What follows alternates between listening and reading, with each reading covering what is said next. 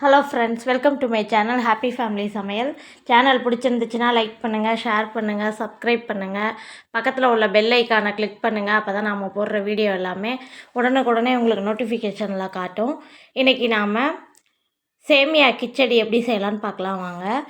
ஒரு கடாயில் 2 ஸ்பூன் அளவுக்கு எண்ணெய் சேர்த்துக்கோங்க. எண்ணெய் நல்லா சூடானோன்னா 1 ஸ்பூன் அளவுக்கு கடுகு உளுந்து சேர்த்துக்கோங்க.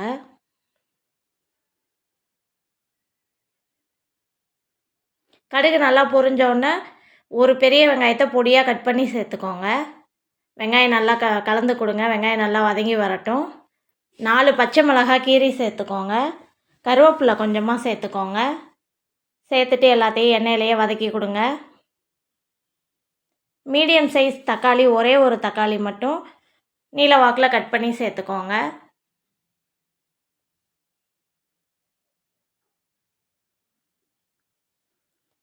தக்காளி நல்லா வதங்கி வந்தோன்னா ஒரு கைப்பிடி அளவுக்கு பீன்ஸு பொடியாக கட் பண்ணி சேர்த்துக்கோங்க. கேரட் ஒரு கைப்பிடி அளவுக்கு சேர்த்துக்கோங்க. பொடியாக கட் பண்ணி சேர்த்துக்கோங்க. எல்லாத்தையுமே சேர்த்துட்டு நல்லா கலந்து கொடுங்க. காயெல்லாம் எண்ணெயிலேயே ஓரளவுக்கு வதங்கி வரட்டும். உப்பு தேவையான அளவுக்கு சேர்த்துக்கோங்க.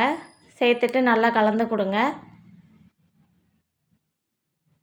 தக்காளி எல்லாம் நல்லா வதங்கி வந்தோடனே ஒரு பாக்கெட் நான் அணில் சேமியா எடுத்திருக்கேன். ஒரு பாக்கெட் சேமியாவுக்கு 400 ml தண்ணி வைக்கணும். நான் 2 பாக்கெட் சேமியா எடுத்ததுனால 800 ml தண்ணி வச்சுருக்கேன். தண்ணி சேர்த்துட்டு நல்லா கலந்து கொடுங்க. நல்லா கொதிக்க விடுங்க. உப்பு இந்த டைமில் செக் பண்ணிக்கோங்க. உப்பு கம்மியாக இருந்தால் லைட்டாக உப்பு சேர்த்துக்கோங்க. தண்ணியில் வந்து ஒரு கல் தூக்கலாக இருக்கணும். அப்போ தான் சேமியா வெந்து வரும்போது கரெக்டாக இருக்கும். தண்ணி இந்த மாதிரி நல்லா கொதித்து வந்தோடனே நம்ம சேமியாவை சேர்த்துக்கலாம். சேமியா வந்து ஒரேடியாக போட்டுறக்கூடாது. இது மாதிரி கொஞ்சம் கொஞ்சமாக சேர்க்கணும்.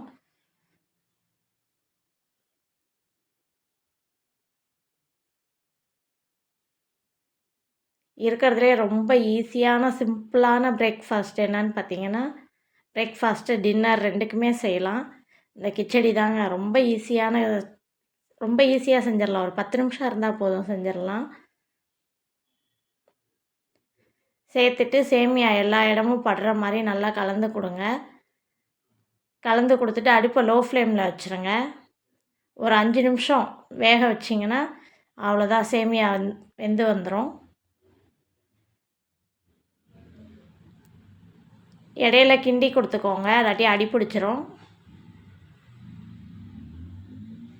அவ்வளோதான் ஃப்ரெண்ட்ஸ், நம்மளோட சேமியா கிச்சடி ரெடி.